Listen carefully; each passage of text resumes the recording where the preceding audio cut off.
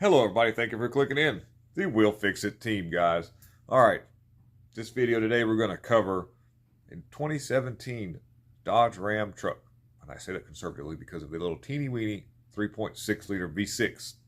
It's so funny when you open the hood of this thing, there's like 6 feet of engine space. The customer brought it to me because of an oil leak, and they had it at another repair shop. And the repair shop said it looks like it could be the rear main seal. However, he had me, so I'm going to drop it off and let you check it out. And once I got it on the lift, I could actually see oil running down the top of the transmission from the back of the engine. It looked like it was coming from the top of the engine, running down the very back side. Of course, there's oil all over the bottom of the transmission because of the oil leak. But there's, just to, let the cat out of the bag, you don't have to watch the whole video. But we'll do a little tear into this thing so you can see what it takes to get to it. But it's underneath the lower plenum. So there's a upper plenum, and then there's like a block that's got the fuel injector rail and stuff mounted in it. You'll pull the lower plenum off. So I'll need a full gasket set for the intake. And the oil pressure sending unit is screwed into the back of the engine oil cooler housing. And there's several ways you can tackle this. You can replace the whole housing if you see it fit, or you can replace just the oil pressure sending unit, which we're just going to do the sending unit because it doesn't have a water leak that I can tell yet. I haven't got tore into. But yeah, so you don't have to watch the whole video in case you're just trying to figure out where that oil pressure sending unit is, or where that's where it's at under the intake. And then if you want to watch the video, we're going to do a couple other things while we're in here too. We're going to replace the spark plugs and coil packs if necessary. It's got a skip on the number 2 cylinder, and so to even achieve any of that, I've got to remove the intake because that's the actual 2, 4, and 6. I think is how they label that. So that cylinder bank's on the under the intake side. So let me answer this phone to the shop here, and then we'll get into this teardown procedure. Thank you for watching. Please hit the like, subscribe, and share. So I've got the big breather thing off. To remove that, there's this line here that connects on the back, and I just pushed this to remove that. Right here, you just smash the bottom side of it right there. And then there's a clamp underneath here I took loose, and I just loosened the one clamp over here and got a little, like a screwdriver or a long screwdriver or a pry bar or whatever you've got laying around, and kind of pushed up there to get it off of that little tab. And there's another one right here, and then it picks up and slides out of the way. Then it gives you a pretty open. Look at all this room. I mean, you could move in right here in front of this engine, put you a couch and a television set. But anyhow, all right. So I've got to get to the oil sending unit that's mounted on this here. Cylinder number 2 is on this side of the engine, the very front cylinder. So we're going to check the compression on that first before we just put plugs in there. I want to make sure that's going to fix it. So, there's sometimes these things give injector issues as well. So it didn't have a code for injector circuit. So more than likely it's going to be coil pack or spark plug related. And it's got a few miles on it for a 17 model. It's right at time for it needing to be done. Basically now we're just removing some of the electrical connectors, and there's you've got this. I took something and pushed that down. I'm gonna tell you, just to give you a little heads up on how I do this. Very seldom do you just mash the connector. I'll get underneath it and release it with my pick. I'll push the safety keeper back, and I get right under the tab, pick up on it, then I pull back on the connector. That keeps me from breaking the little lock tab that keeps it in place. And I do that a lot. I mean, I very seldom do I just grab them and push them down because they're so brittle they break off. And there's some vacuum hoses that are pretty self-explanatory. You got one for your evap, you've got one for positive crankcase ventilation right here. We'll just move it off and slide it away. Then you've got some 8mm fasteners, one here, and then just a series of those. And of course, I got to reach kind of far in the back to get it off. And before I remove this, I'm going to take a long air hose, and I'm going to blow some of the dookie that's in there out. Like, it's hard to see, but when I take my flashlight, you'll see that there's a caked up mess that I really don't want to go in the cylinders. And so I'm going to try my best to blow as much of it back out of the way, and then I may end up having to finish it off once I get the plenum off, but this will get most of it without it going into the motor. I'll stuff rags in the holes to make sure we keep from any of that happening. That plug in, I'll separate it, and then I'll take the screws off and I'll pull it back up out of the way. And then we'll gain access to the lower plenum, and then we'll remove the fasteners for the lower plenum, and the injectors I'll have to take off one by one. It looks like there's not a main plug-in for that, so I'll take my pick and I'll I'll pull these little keepers out, or safety keepers off, and then I've got a smaller pick set that's got a hook that I'll get underneath there, and I'll hook the connector and I'll pull it up. That way it doesn't break the tab that holds it in place. And that's that. So let's go ahead and start pulling that down, and we'll get to the lower plenum here. All right, here we go. I'm gonna tear into this. We'll move this hose off. I'll get my.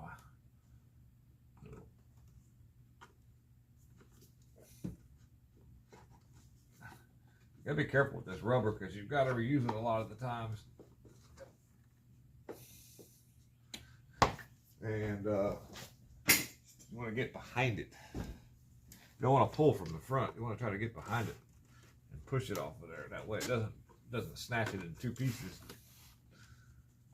It's a little bit secured over here. Let's see what's holding it. There we go. We got that out of the way. I'm not against using like a bungee cord to hold some of this up.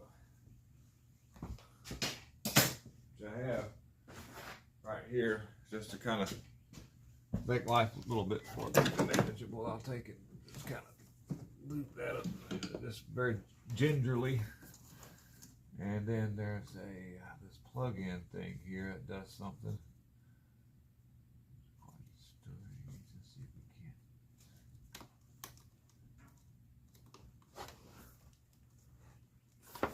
Get a little step up. The engine's so far back.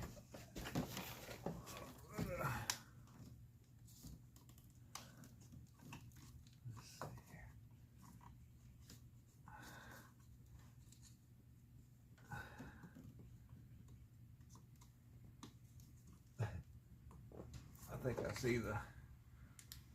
Oh, I see a little tab right there.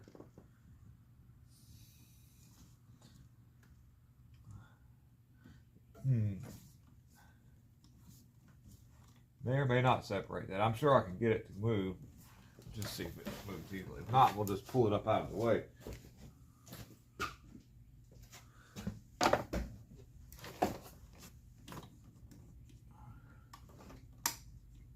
kind of something. Oh yeah. Let's see. There we go. Oh, that worked pretty well. Then it's got a. Let's take the two bolts right here off the intake. That way we don't pull loose our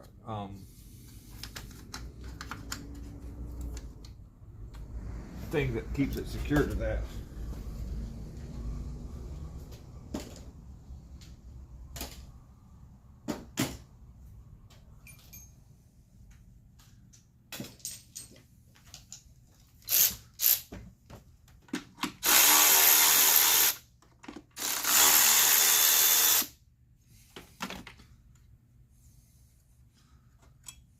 Lay some of the hardware up right here out of the way.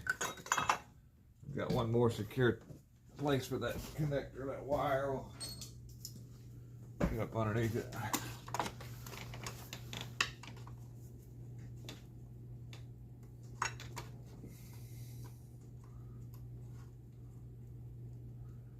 don't want to break that. I want to save it, so I want to try to be real careful. It takes a little time to do that, but I want to use that again to hold the wire in place. I'm very careful about doing that. Let's see here. Now, before I go too much further, let's do what we were talking about earlier. We'll take the air hose and we'll got a long nozzle.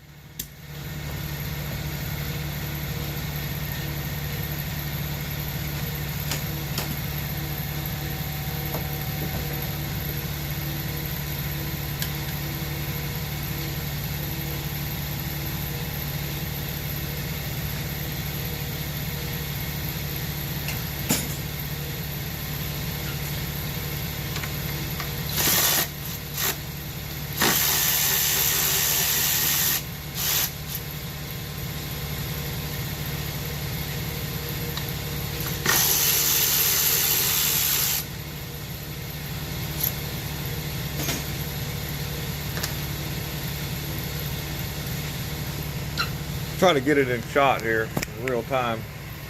But there's a couple of support brackets. We've got one here at the front that I took loose that's held, just holding it to the intake. And then you've got another support bracket. It's like, it's right there. Our 10mm ratchet wrench it's a floppy end. It's going to be real handy for that. And we should be pretty close to being able to remove this upper plenum here. I don't know, I don't think there's too much stuff on the back of it. I've got this line right here that goes, probably attaches to it, but it'll come out with it. So let me put the camera back in position. Here, maybe we're looking good right there, but I got to get those two off to the side. To keep it short and sweet, let me stop the camera for a second, get those two off the side, and then I got to remove those fasteners at the top. You've got 1, 2, 3, 4, and you got some in the front there. There's little bolts, they're 8mm, a couple long, couple of short. We'll get that off of there, and then I'll start it back here so we don't have like a 5-hour long video. So I figured I'd show a little trick that I'm going to do, because I don't want to have to try to remove those support brackets that are on the side of the intake, because it's an extra step, and you can't get these long bolts out because, well, you can't get this one out anyhow because it's going to be hitting the top of the thing. So what we're going to do is I'll wrap a little tape around it to keep it from dropping all the way down. I want it to come down some, but not all the way, because it'll get hung up in the top of in the intake when I'm trying to pull it out, and this will ensure that I can do that. Hopefully it works. Let's see. Okay, good. All right, now you see that? So I'm putting that little bit of tape there. It holds that out of the way. It keeps it from getting hung up in our plenum holes there. Ooh, I look at a little rat's nest up under there. That's always the thing you want to watch out for when it comes to wiring, is mice get in there and chew on things. So we're going to make sure the wiring going to the ejector looks good. But of course, we didn't have a code for that, but we always just check. So next up, we got to remove that heat shield that's right here. That's sort of a heat dampener. And we're going to pull the number 2 spark plug. First, we're going to secure the top of the motor, make sure nothing falls in there, by putting some rags in each one of those holes and stop that from anything happening. That could be a detrimental thing to this job.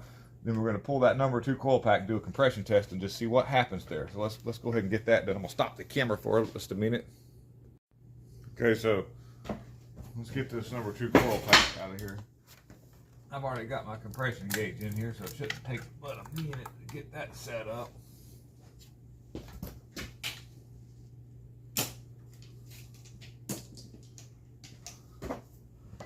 So looking at our wiring so far, we haven't got it chewed in half yet, which is a good sign as far as wiring though. All right.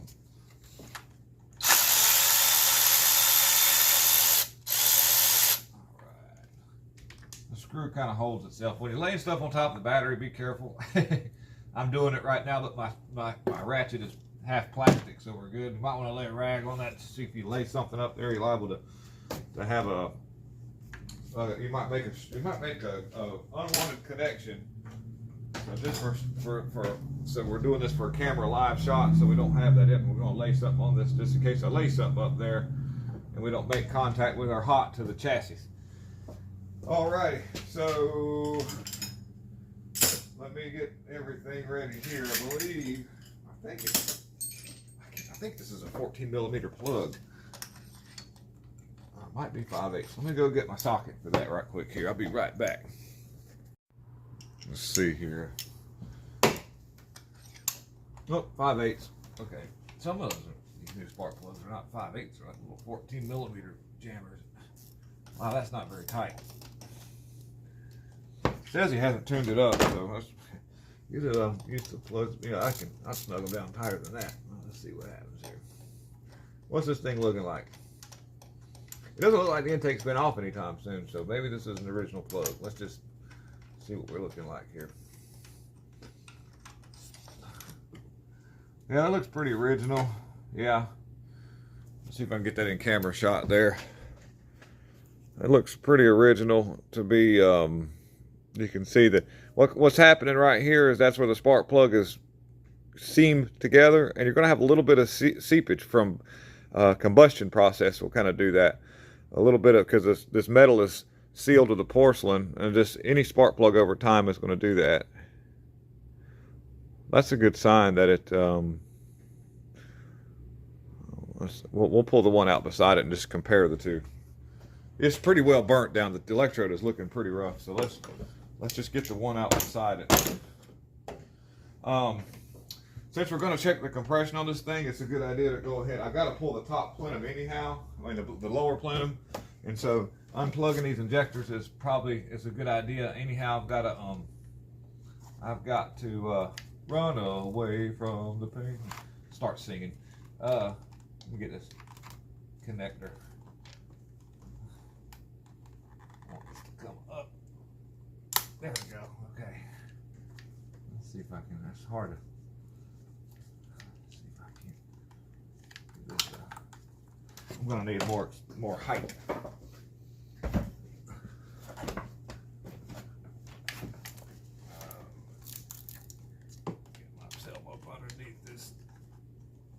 See if I can release this plug in.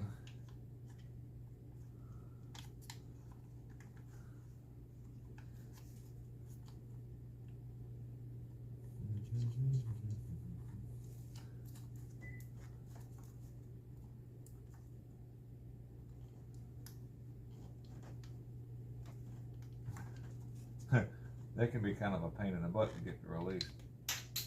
That was a cap for the AC line. I gotta find that and put that. Somebody just had that barely threaded on there. Let me grab my other pick right quick. I'll be right back. So I kind of cheated off camera and I got it off. I used this. This is what I used. And the reason why I want to remove the injector when I check the compression is because I don't want the cylinder to give a false reading because of being gas washed. So we've got that unplugged, and let's just look at the. Let's just get this off here. We'll take this other spark plug out and let's look at it. That's on this, the number 4, number 4. Let's get that out real quick, and then we'll take a look and see what's going on with that. So that would be the one beside number 2, number 4, and here is number 2, the one that was misfiring. And they look kind of similar. So we're going to just check the compression to see, but it did have a pretty solid misfire on a cylinder. So let's just see what's going on with that. Okay, so numbers we're going to be looking for will be, if this motor's any good, we should see at least 150. But I've seen these Pentastars when they're a V6, these motors crank out 180, almost 200 PSI when they're right. Anything above 100 should hit. Like 100 PSI, but let's just get the key and then roll it over. We've got some rags in the hole, but it shouldn't suck those down. We're going to give it a go and see what happens here. I've got, come think of it, I may have to plug in my transmission plug-in. Let me do that right quick. That big bulk of wires I unplugged. Let me plug that back in. All right, so let's do us a turnover and see what kind of compression we get out of this thing.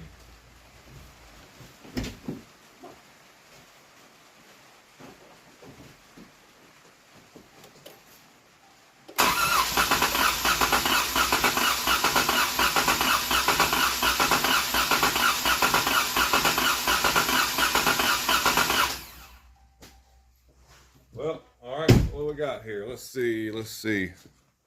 Oh no, that's not good at all. Not too good.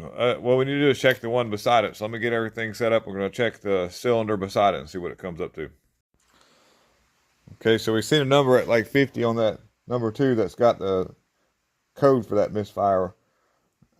My gauge is a little off there. Let's see. Can you see that? Okay, so let's see what this adjacent cylinder produces.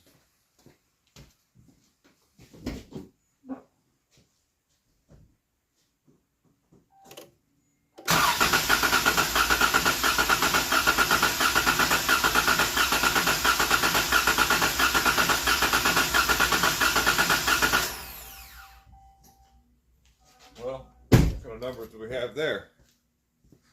Oh wow, big difference.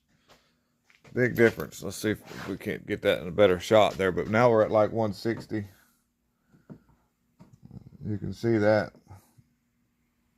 It's a lot better than a number 2. So that eliminates head gasket, because if it was between the 2 cylinders, you'd see a compression loss on both cylinders. It's got some kind of valve issue. Either way, this motor's got more problems than just an oil pressure sending unit. So now it's my turn to call the customer and ask what he wants me to do, because this is where things get a little bit different. So let me go ahead and do that, and I'll be back in a little bit. Well, so after contacting the customer and explaining to him the situation with the engine, he asked me, well, what can we let it ride till the first of the year or sometime in the new year? I said, yeah, that's fine, because a repair like that is pretty extensive. There's a lot of parts you got to buy. There's a lot of labor, and machine work's going to be expensive. This thing could easily run into $3,000 or $4,000 range to repair. It really can, because you're going to have probably $2,500 in labor, parts and everything. And it might not be quite 4, but that's not the easiest motor to tear into, because it's got a total of 3 timing chains. You got one on each bank, and then you've got a timing chain that runs from the crankshaft to the center wheel on it. And so there's a lot to do. And so he asked me just to repair the oil leak. So we'll continue fixing the oil leak. Spark plugs are pretty worn in it, but we'll just put those back for now, because it's just what it is. We'll have to go back into this thing. It may end up just getting a remanufactured engine. Sometimes you actually come out better like that. But most of the time, these particular engines do give a lot of valve trouble for some reason on the driver's side bank. Every one I ever see, it's either the number 4. Most of the time it's number 4 cylinder on these that actually the valve seat comes out of it. The valve kind of burns and does what it does. But this time it was number 2, and it was the material that they used in these engines that was actually designed a little differently after 2018, 2019. So this started in 14, I think, when they first started the Pentastar 3.6 liter V6. The Jeeps were notorious for that. So anyhow, so let's go ahead and move on with the repair with the oil leak. And like I say, thank you very much for watching this video. If you can, just don't forget to hit the like. Maybe you leave me a comment in there. That helps the algorithm of this. So let's go on with it and see if we can't get this oil leak fixed. All right, guys, stick around. Okay, so moving along with this oil sensor, suspected oil sensor leak, I've got the upper plenum off, and what I'm going to show you is the inside of the sensor. It's not the sensor; it's the actual. This thing is been full of surprises. So let me get that up out of the way where hopefully my light will still work.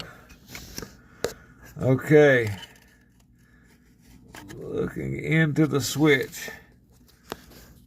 I don't see any oil in there. I'm going to try my best. I need more light. Let me see if this will work here, because I've got to use 2 hands. I need 3 hands to do this, but let's see. There's the oil sensor, and it usually leaks outside of it'll leak through the plug-in. And it's not doing that. So evidently we've got something else going on there. And the housing's made of plastic, and the housing itself could be the problem actually with this. So I've got a new housing coming for it, and we're going to pull this one off and see what the deal is. But there's a bunch of oil puddled up down in the bottom right here. You can see it all puddled up in the engine bay in the middle of the block, and that's where it's filling up and running over and running down the top of the transmission. So let's get this off and see what's up. It's got a coolant hose attached right here. This is a mess. This oil and stuff gets in here, and it'll come with everything. The cooler part, all that stuff will be with this kit that it comes with. And except for the new switch, I'm going to put the new switch in just so that we don't have trouble with that later. And we'll get this on. So let's move on with that there. Housing itself could be the problem actually with this. So I've got a new housing coming for it, and we're going to pull this one off and see what the deal is. But there's a bunch of oil puddled up down in the bottom right here. You can see it all puddled up in the engine bay in the middle of the block, and that's where it's filling up and running over and running down the top of the transmission.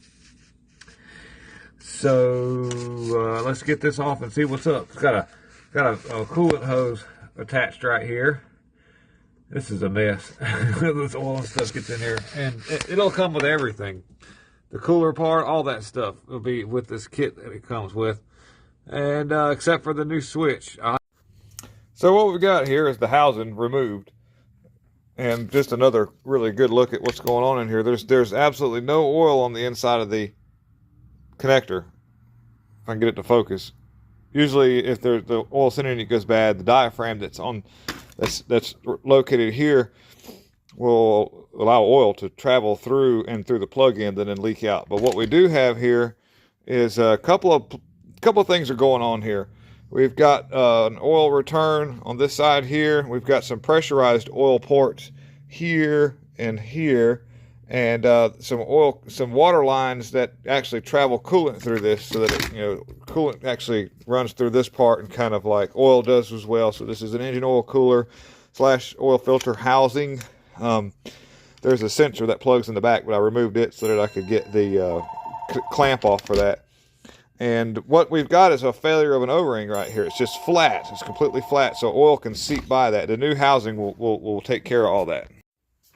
Here's a little view of what it looks like in the top of the motor there. You've got a couple of knock sensors, piezo knock sensors that generate an alternating current upon vibration, because it's actually a crystal inside of that. It's weird how they do that, but anyhow, that's a whole other video. GM. Good. I did a video on how to test those. Anyhow, you can see the oil just kind of standing here from the places to where it's just seeped past the O-rings. So what we're going to do now is I'm going to take some grease rags and let it lay in there and soak that stuff out. Using an air hose, it's just going to make a big old mess. So we're going to take grease rags, soak that out, then go back with the new housing and clean that off with a wire brush to get all that nice and pretty. Go back with that. So, okay, here, let's keep moving along. So this is the aftermarket new housing. It's all metal, as you can see. And it comes with some new O-rings, which I've already installed in strategic places. The oil cooler fits on here pretty regular, I'm trying to look through the camera there. It sits on that, and it comes with some new hardware that will bolt that down with. And it even comes with intake gaskets, oil filter, and the lid for the oil filter, and an extra O-ring, it looks like, for that. So sensors screw in. You got your oil sensor that goes here. We're going to put the new oil sensor, and even though that one's not leaking, I'm just going to put the new one in there with it, and we'll see what happens there, guys. Okay, so I've got it all back together. Like I said, I got all the oil cleaned up, made it look really nice. Got our new housing in there. So we'll and the oil leak is fixed. We've ran it. It's not puddling up anymore. So we've got this thing taken care of. Thank you guys for tuning in. I appreciate all the new subscribers and the wonderful people out there. And if you have any questions, leave them in the comment section. I'll do my best to respond. And tune in for the next video on how-tos and fun things we get into. Thank you very much. I'm out.